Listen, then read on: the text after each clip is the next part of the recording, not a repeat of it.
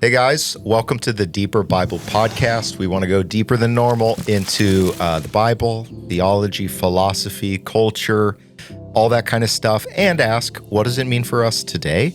And do us a favor, if this is helpful for you, would you click like, would you subscribe, would you leave a comment, maybe share with a friend? That helps us get the word out. We believe God's wisdom is for everybody. My name's Ryan. I'm sitting here with my friend Lindsay. Hey. And today we're going to try to answer a basic question, which is this. This is a Bible. I said that like a Southern Baptist. This is a Bible. The question is, how did we get the Bible? Like, historically, where does this thing come from? What is the story of the production of this book of stories that is God's authoritative revelation to humanity? So that's what we're going to talk about. And so you ready, Lindsay? I think so. You know, one of the things. So if you don't know Lindsay personally, Lindsay's a really gifted artist, and she's musician and she sings, and she's a worship leader at our church. And one of the things, Lindsay, that I, as a member of our church, I feel very safe when you lead worship because I know that you're a person who's deep in the scriptures. Like, I know you're not just like, oh, she can put together some notes, so they put a microphone in front of her face. Like, I know that you're a person who actually loves scriptures and is going deep there.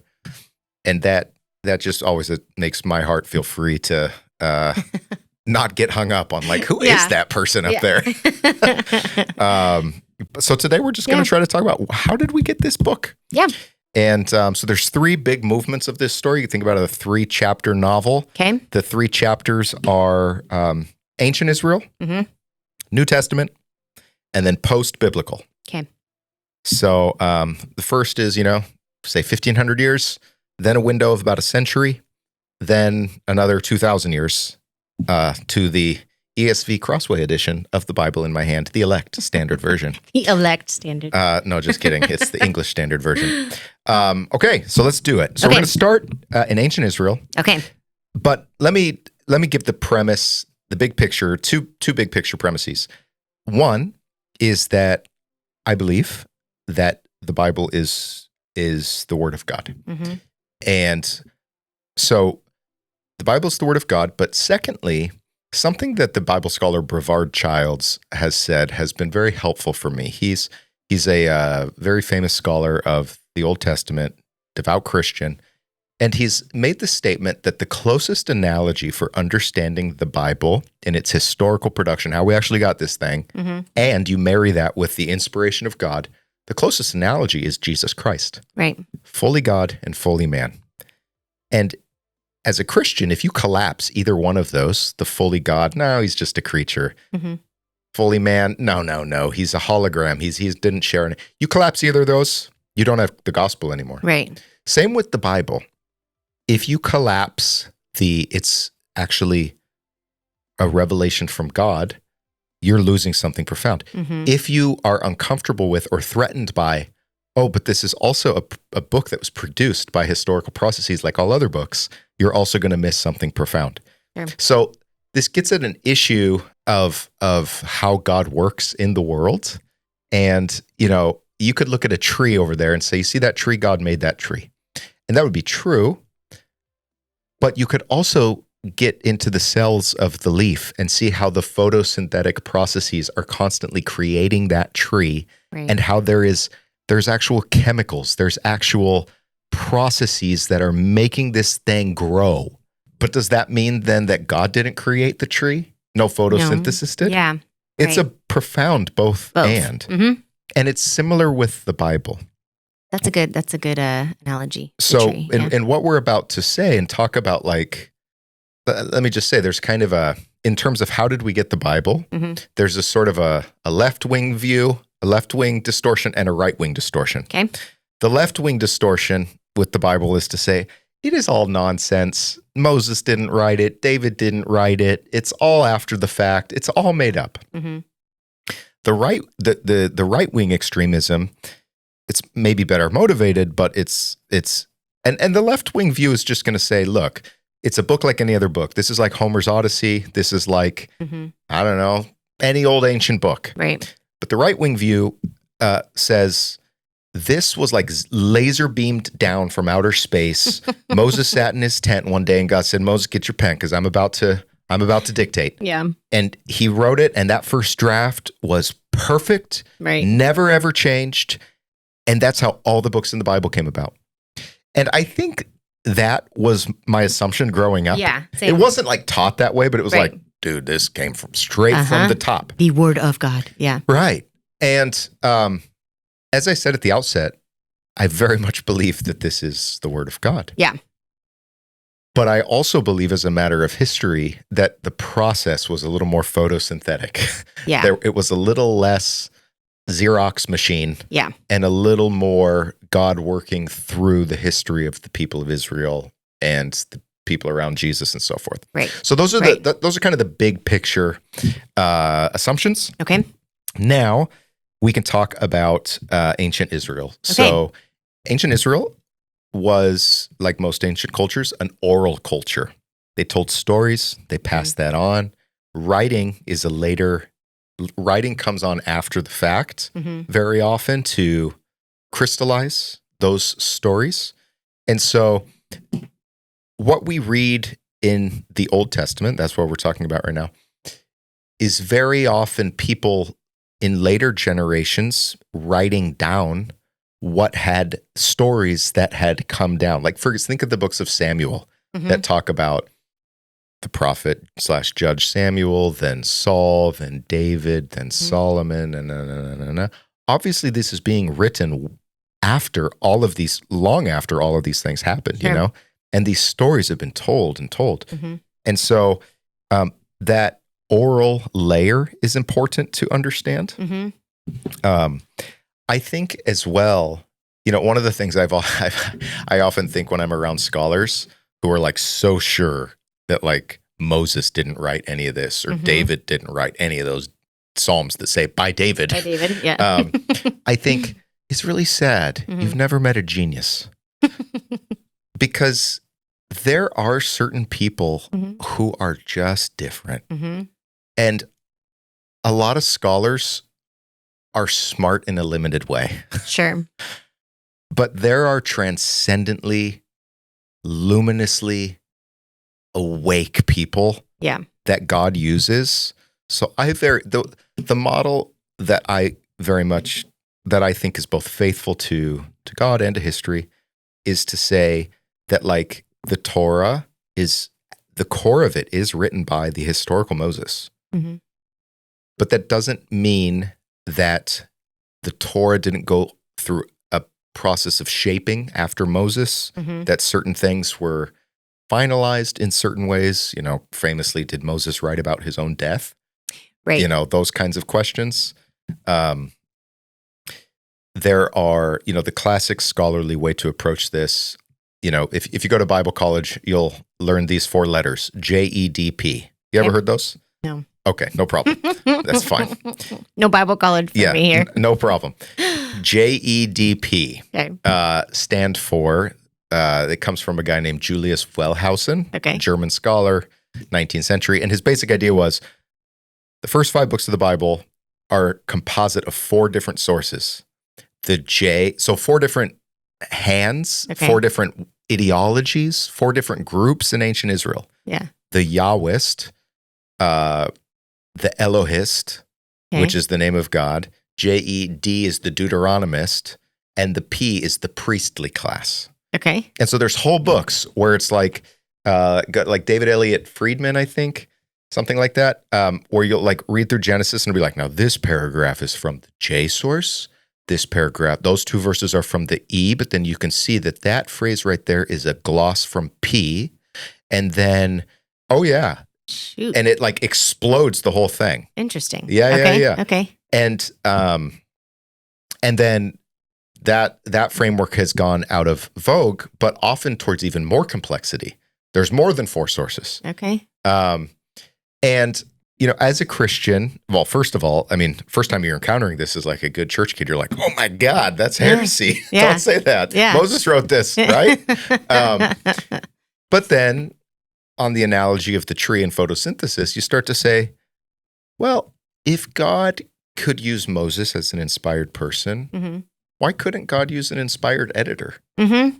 And also, once you start to understand the ancient norms around writing, that it was very normal to write in someone else's name. Like if you go publish a blog under the name of Ryan Gregg, that's like illegal. Like you can't do that. That's seen as dishonest. Yeah. In the ancient world, for somebody like, say, a student of the prophet Isaiah to write something under the name of Isaiah was not at all seen as dishonest. It wasn't seen as abnormal. Okay. It was seen as, this is how writing works in our culture. That's interesting. Yeah, it is interesting. And so, this is called pseudonymity. A pseudonym, it's a false name, but it wasn't seen as is it more breaking like, any rules. More like honoring that from which you learned from? Very much. Absolutely. Like not carrying on a tradition, but carrying on the message. Yes. Basically, yeah. Yeah, tradition, it is a traditionary process. It is. Okay. That produces this. Okay. And so it's deepening our understanding of how God uses history, how the story of Israel is bringing to shape and clarity the message in a way that doesn't just apply to them then, but that is always relevant to other cultures in different contexts. Yeah. And this is a process that Brevard Childs, a guy I mentioned earlier, he calls it actualization.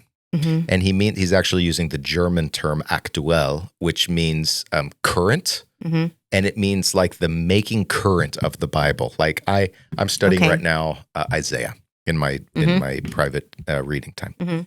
And how do I read Isaiah in a way that both applied to the 8th century crisis with Assyria, but then also maybe the 6th century crisis with Babylon, but then maybe also the 1st century early Christian reading of Jesus. And then maybe also, I don't know, maybe my own life and the struggles and challenges and unanswered questions I have. And that's that process of the Bible is living and active, and it is actual. It is current. I've heard the metaphor of like skipping a stone, like its message can impact in different places, but it's the same stone that's impacting differently in different places. Okay. Are there any questions about what I've put out there so far? So an oral. Yeah. People communicated orally, through story. Yeah. So stories like the Genesis story and Job and you want to speak? Well, so in ancient times, very often stories were put into poetry. Okay. And most scholars of the Hebrew Bible, I've got it here, and I want to show you something about it in a bit, would recognize that some of the oldest language in here are certain poetic stories, like Judges chapter 5, where Deborah, they conquered Sisera and whatever, or Exodus 15, the song at the sea, God, you've conquered mightily, you've destroyed your enemies, whatever. So some of these oral traditions, they first are crystallized often in poems. Genesis 49, the blessing of the people. These are like high, target-rich, dense theology. And they seem to be very early. Like the Hebrew is like archaic, like the font changes. It goes back into this like Shakespearean curly stuff. And you're like, whoa, this is kind of different. So yeah, I just wanted to mention that. So whose job was it to like, hey, this crew, y'all are going to write it down? Like who first did it? That's a great question. We know? Yeah. That's a great question. So, first writing it down, sometimes the priests maybe in their keeping of the Torah and the legislation. Also, ancient kings, ancient monarchs would have, there'd be a palace scribes, palace clerks, secretaries that are writing a lot of this stuff down. Yeah. Like in the book of Proverbs, it's like, these Proverbs were copied down by the men of Hezekiah. And, we're the scribes writing this all down. One of the things that's puzzling, though, about the final form of the Old Testament is that it's critical of almost every social class that might have funded them and given them bread. Sure. It's like, oh, by the way, you kings suck. Yep. You priests suck. You prophets are suspect. You normal people, by the way, you're hopelessly idolatrous. And it's like, who are you representing? Yeah. Yeah. Right. So it's kind of a mystery in terms of who finalized this thing. Yeah. Like what books made it and what books didn't. Are we going to get into that? Yeah. Too? In fact, this is a great time to bring this up. Okay, great. So when we discovered, humanity, the Dead Sea Scrolls, there was, it's just which was in like recent, well, somewhat recent. In the 40s. In the 40s. In the 40s into the 50s. 1940s. Uh-huh. Okay. Just out of Jerusalem, probably as the crow flies, 13 miles, but steep, deep down. It's rugged country. You're overlooking the Dead Sea. It's like the moon. And not the first time in history that scrolls had been found there. They'd been found over centuries, but found a ton of stuff that wasn't in the Bible. And stuff that was in the Bible, but that had some shifts in it. Little stuff. Okay.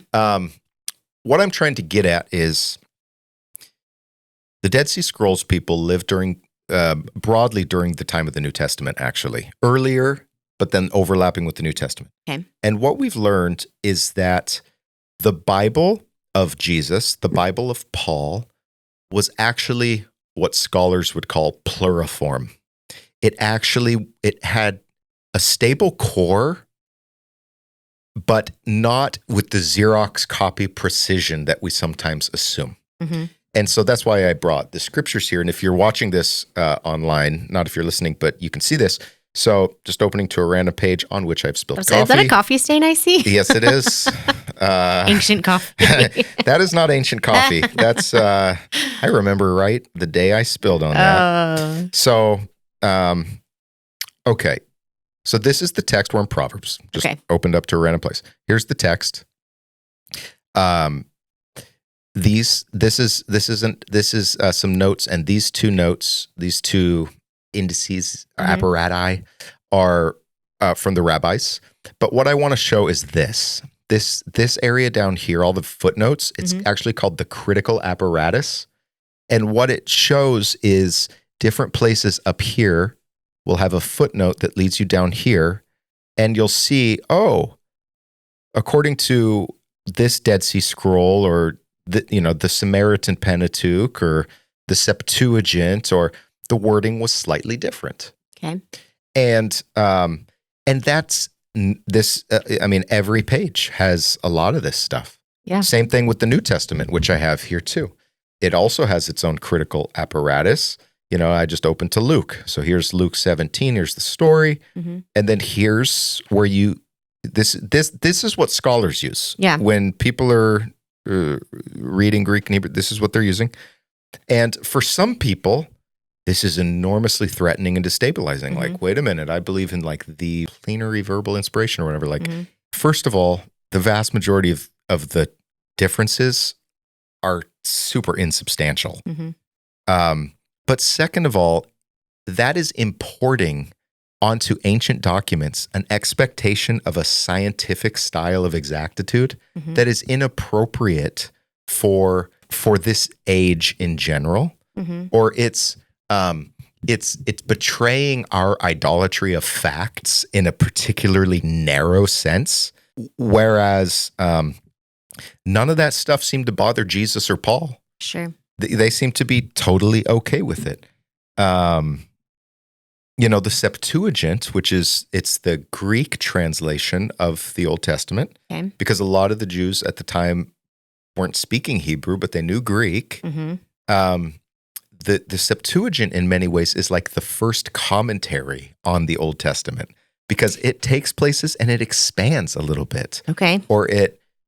And oftentimes the New Testament people, the New Testament writers, are quoting the Septuagint.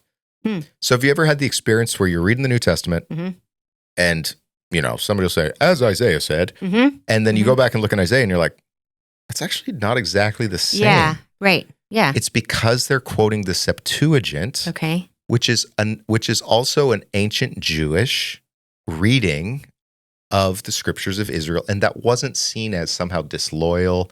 It was seen as this traditionary process of reflecting on God's word.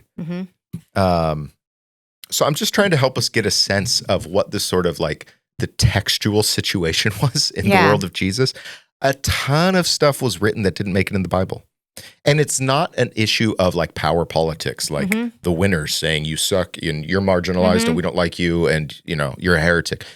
That's imposing our own anxieties on antiquity. The process of canonization, of choosing like, no, these are the core books, is a process of acknowledging primarily what is already the case in practice. That is to say, here are the books that are acting authoritatively for us, and we are now going to name that, and we are now going to make that official. And there's only like a couple random books on the margin. It's like, is that in or out? Like the book of Ecclesiastes famously was like, is that in or out? Song of Solomon, is that in or out? Yeah. Okay. But all the core stuff, it's no debate. Okay. And so in the New Testament, actually, before we get to the New Testament, are there any other, we're going to kind of wrap up this Old Testament period. I don't think I've any more questions. So you would say, the Old Testament, would you say it was the priests that said, okay, these are it. These are what is going to make the Old Testament. Or do we not need to fixate on that? Like, because I'm just going back to like, where do we get this thing? Right. I think so. But they preserved the writings, yeah? Yes. Yeah. I think that the priestly class had a hand in producing the Old Testament. They are not exclusive to that. The prophetic schools, the schools of the prophet, the royal court. But there is a mystery. Okay. I mean, most scholars would actually point to the scribal culture of the 5th and 4th and 3rd centuries as the people who really, really finalized the Hebrew Bible. And so it's a group project, but I want to emphasize, overseen by God. Yeah. And I deeply, deeply believe that. And so one of the things that's interesting about all the writing that was produced back in the day by a lot of Jewish writers is that much of it would have been completely lost to history were it not for the church. The early church really read a lot, so much so that they contributed to the new technology of the book because they liked to read. So from scroll to book. From scroll to book, yes. To codex is what they called it, but it was like a proto book. Yeah. And the idea here is that so much we would have never known any of this about the diversity of ancient Jewish thinking had it not been for these Christians who thought it was worthwhile to keep this stuff. Because what becomes rabbinic Judaism is actually the Pharisaic movement. The Pharisees are the only party that really survives the destructions from Rome. And on the far side of all that, they say, you know what, forget all this kingdom business. We ain't gonna have the kingdom. We're just gonna focus on Torah. But a lot of the books that the Christians kept copying were kind of interested in kingdom, which is, because that was Jesus's song, "The kingdom is here." Yeah. So this is the world into which Jesus and Paul come. Okay. And so when they come, let's talk about that a little bit. Okay, let's. Jesus was a teacher. He wasn't a writer. He didn't write anything, unless you count John 8, and he's writing in the sand. But he seems to have attracted a lot of people of literary talent. Yeah. And so initially, his teachings would, the going assumption is, initially his teachings would have been orally passed on.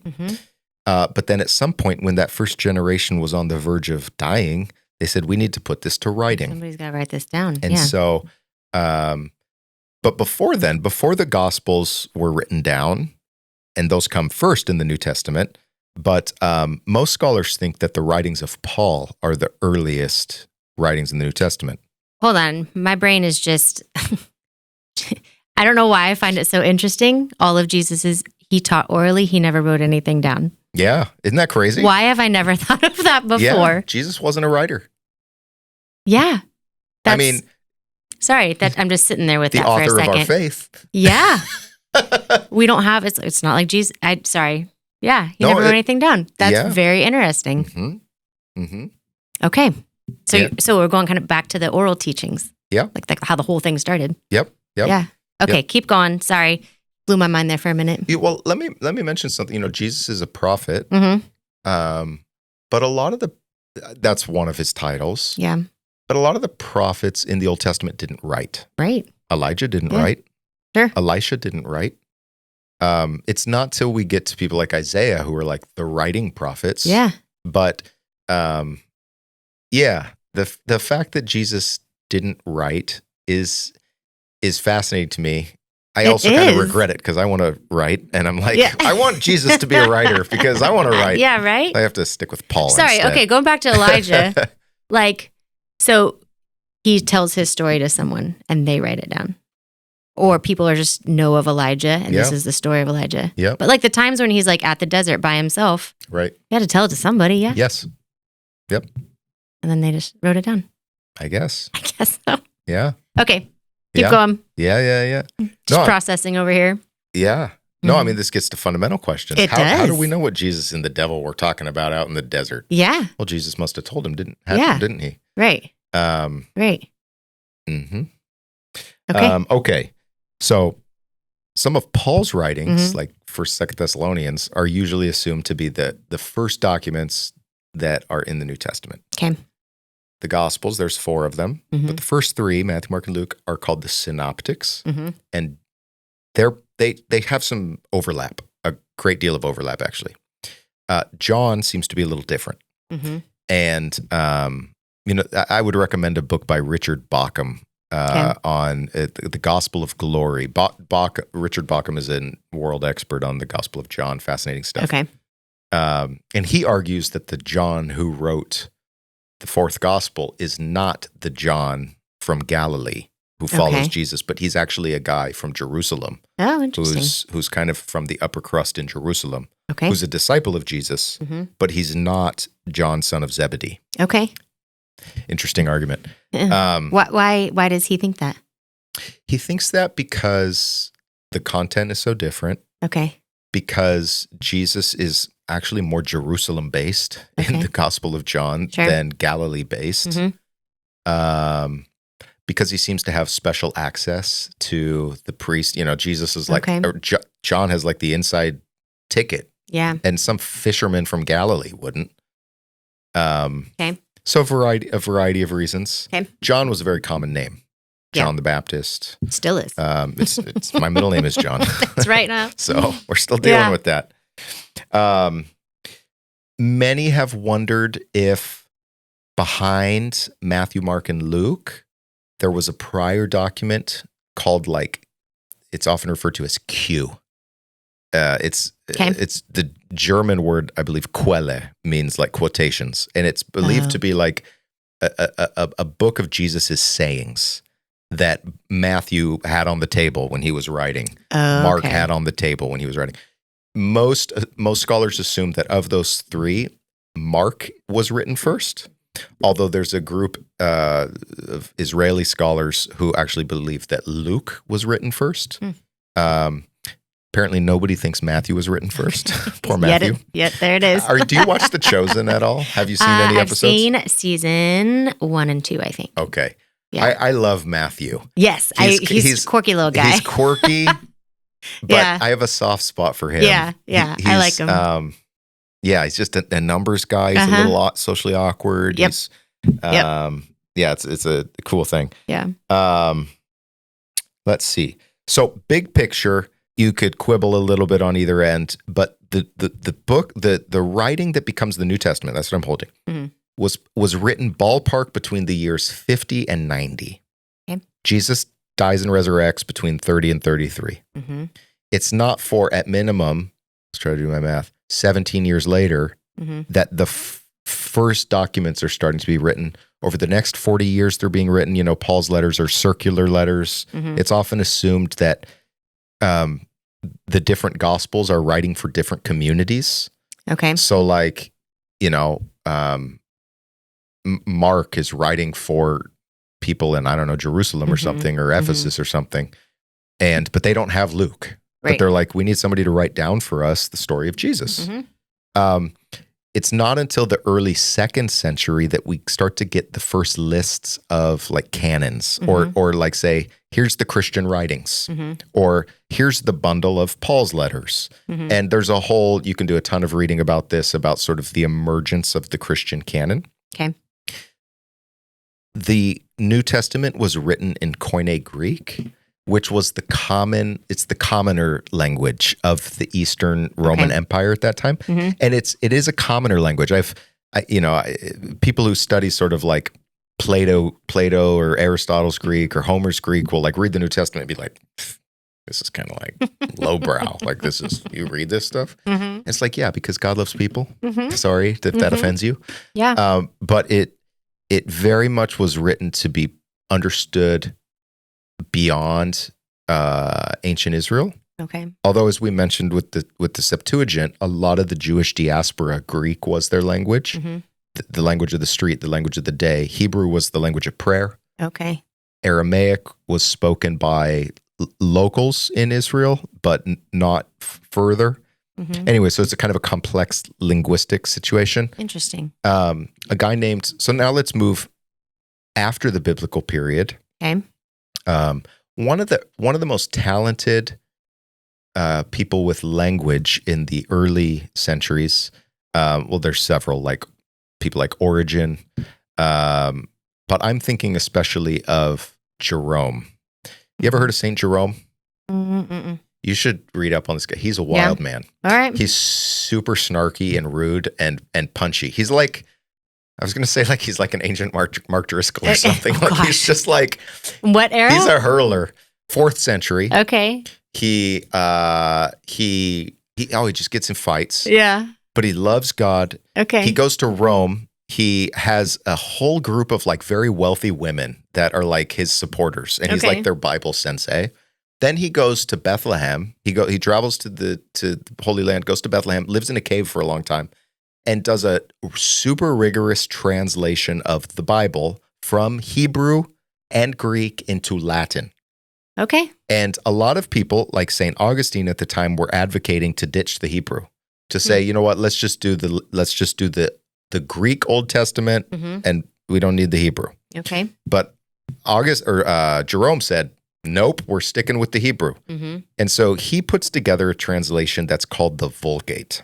And that is where we get our word today, vulgar. Oh, interesting. But fit his personality. Yeah, the good connection. But no. Okay. No, actually. Vulgar, vulgatus, I don't know what the word is, meant common.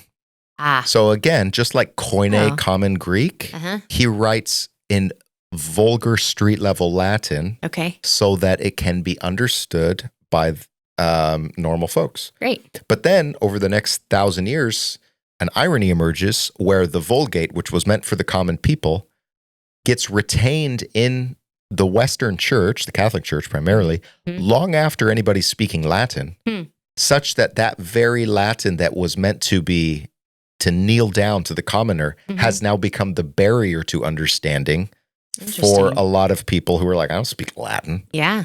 And so what you end up getting, I think it starts in the 13th century.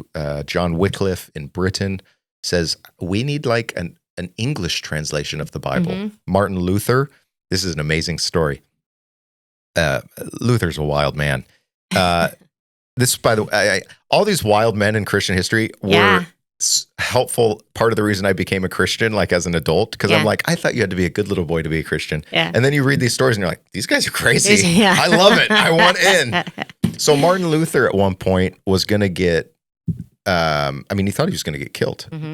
Either public execution or just like kidnapped and killed. He was really poking the bear. Well, he got tipped off that he was going to get, that he was going to, I think be killed or something. So he faked his own kidnapping. He had some people kidnap him. And Luther, no one knew where he was for like 10 months. He just disappeared. Okay. You know where he was? He was in some rich guy's castle. And you know how he spent those 10 months?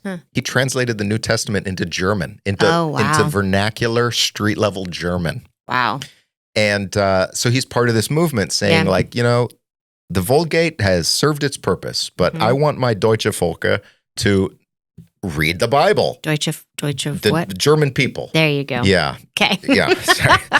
My dad is German. Yes. And so I had a lot of Germans spat at me growing up. Yes. Yeah, he comes to the office and he comes to the office and what's he say? I know. Who knows? Something Fraulein. Like, hey. Yeah, exactly. Something Fraulein. I think he's talking to me. That's hilarious. Yeah. That's hilarious. Funny story about Luther. So Luther still disappeared. Okay. And the rumors are going around. Maybe he's not dead. Maybe he's alive. And anyways, Luther, and so there was a bunch of disturbances in his hometown of Wittenberg. And so the story goes, one very snowy night, this traveler comes into an inn, and he goes and sits by the fire. And sitting already by the fire was an old knight, a big guy with a beard and a sword. And the traveler comes and says, "Hey, what do you think? I've heard Martin Luther. Some people think he's on his way to Wittenberg. What do you think?" And the knight sitting there is Luther in disguise. Oh, interesting. And How funny. And he goes, I can assure you, Luther is on the move. And he is on his way to Wittenberg. That's cool. Yeah, fascinating stuff. Yeah. But the point is, big picture, the story of the Bible is God's insistent imperative to reach humans, to communicate himself, his love, his wisdom, his truth to this world.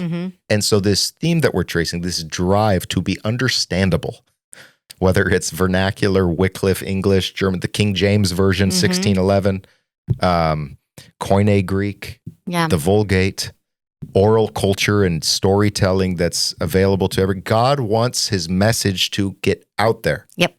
And I think that's so beautiful. I mean, honestly, that's why we're doing this podcast. Yeah. Is to say, this message it matters. It needs to be said into the world.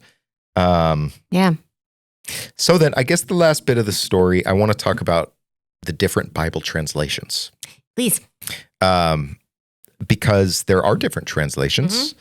I have, one of the tools I love, and I recommend this to anybody who'd like to invest in it. It's called Logos Bible software. It's essentially a digital library. So you can come with your starter package, whatever it is, and then you can customize it. And it's all interlinked. So, I mean, you save gads of time searching, and it's just instantaneous. Awesome. Yeah. But you can compare a bunch of different Bible translations. So very often when I'm, studying or preparing a sermon or something, take a verse and I'll read it in like 15 translations. Yeah. And those different translations have different translation philosophies behind them. And that's important to understand. Sure. And even on if you don't have the Logos on the Bible app. I bet. Yeah. Can you do that? Literally today. Yeah. So I read a verse in service and you can highlight the verse and then click compare. And it'll show you 4 different translations of that same thing. So if there's like a verse, you're like, what does it mean? Or like, how am I supposed to take this? You can do that. You can read through all the different translations and you're like, okay, this is the overall message of what it's trying to get at. Can I also say, this version convicts me. Let me find a better one. Oh, I did. Let me find one that's nicer to me. It shields me. I like that sin. Stick with the one that makes you uncomfortable. It's probably doing the work. Oh, okay. I famous foot in your mouth moment. The Bible talks about knowledge puffs up. And when I started diving into Greek and Hebrew and getting good at it, it puffed me up. And I was a little brat for some years. Maybe I still am. But I remember one time I was like 21. Yeah. I'm living with my grandma. Long story. And I'm just really going through a lot of grammar books of Greek and Hebrew, working on it and stuff. And one day I see my grandma sitting there reading her Bible. And I said, Grandma, that's not really the Bible. Oh, what was she? To which she should have slapped me. And I think she just said, something much more Christian, Sure. like, well, I'm hearing God, or I don't know what she said, but in hindsight, I'm just like, that is the most arrogant, dumb thing possible to say. Yeah. And so my baseline is this. God's word can speak through any translation. Yeah. It speaks through every language, it speaks through every translation. God is communicatively generous, and I love that. Yes. That's the baseline. The next step is to say, when you translate anything, you have to make certain decisions about how you are going to go about that. And the first level of decision is, am I primarily trying to go word for word? So there's a semantic equivalence, or am I trying to go idea for idea? Right. Which is called a functional equivalence. And that is a big parting of the ways. So like the ESV, among the reasons I prefer it, is that it tries for word, so that it corresponds a little bit more tightly to the original language. Sure. Something like the NIV, New International Version, which I grew up on, which I love. It is a little bit more of that dynamic equivalence, the functional idea for idea. So very often when I check the NIV against the original text, I'm a little disappointed. Yeah. I will say though, and this is something on which I've had a change of heart. I used to think something like Eugene Peterson's The Message was just like, dude, this is ridiculous. Yeah. I actually love The Message. I have grown to really like it, especially when reading Paul, or I'll tell you this, I'm in Job right now. I find Job so hard because it's it's poetry, yeah? Oh, Job, yes. And Job's Hebrew is the hardest in the Old Testament. No one's right, basically, in Job too. So you're like, okay, I'm reading this. Like, what am I supposed to be getting out of this? Because that guy's wrong, and that guy's wrong. Like, anyway, but so that's been hard to read, especially in ESV. And recently I was like, okay, I got to get through it. So I switched to Message. Yeah. And that was great, like getting to just the idea, the overall idea of what the book is trying to get at. Not exclusively using it, like keep going back to ESV or whatever. But to your point, like reading multiple translations is very helpful. Yeah, I think that's wise to say, use those. I think you do need in the mix something that is more word for word. Sure. Because the people who wrote the Bible were, among other things, literary artists. Yeah. They chose certain words and did not choose other words. Yes. And so if you have a translation that is making it hard to discern the patterns and the movements that are in the original, that's sad, because you're preventing yourself from getting the force and the beauty and the everything that is there in the original. Right. But yeah, that said, honestly, sometimes when I'm feeling kind of spiritually dry, I get out the Message. Yes. And I get out the picture Bible I got when I was 3. Oh. It's like, yeah, I do. Yeah. I do. And it's Shake it up a little bit. Yeah, I do. So I think that there's a breadth of beautiful translations. I also think that investing in learning Greek and Hebrew is a good decision. Like if you've got the taste for it and the time for it and the energy for it and all that stuff, like it's awesome. Yeah. But you can really trust the people who put together these translations. They're all top-notch scholars. Even Eugene Peterson, by the way, he was in a doctoral program at Johns Hopkins University with Albright. What's his first name? F. Albright. Very, very famous scholar. So Eugene Peterson, who is also a poet and an artist and a gifted man, did know what he was doing with Greek and Hebrew. It's not like he's just winging it. Yeah. He actually really knows his stuff in the original language.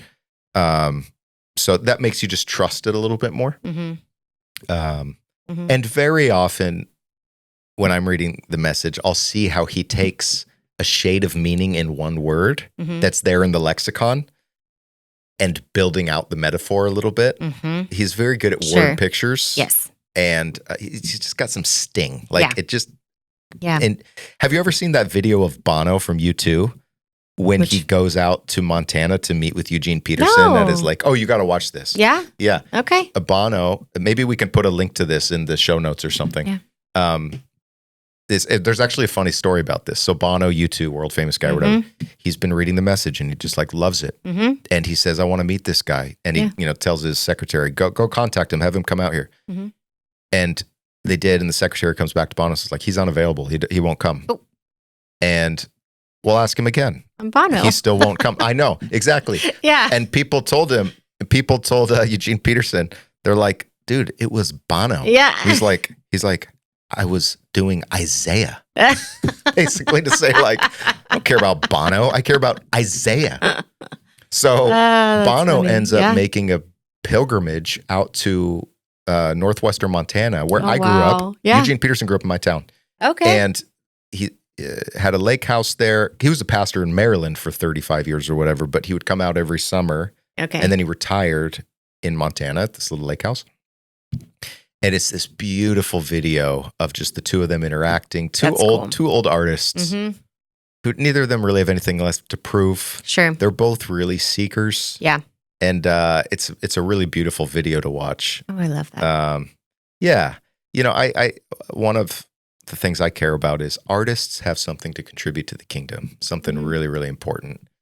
And I think those two men are, I know Bono is, I think Bono's identifies as a Christian. I think so. Yeah. I don't know. I don't know the state of his soul, but I do love his music. Same. So, yeah. So that's the story, Lindsay. Okay. Are there any summary questions, reflections? That's all the stuff I wanted to get out there. I love that you got it out there. I for sure have questions still that'll probably arise after we hit end on this podcast. Great. And I'm like, darn, I should have asked this.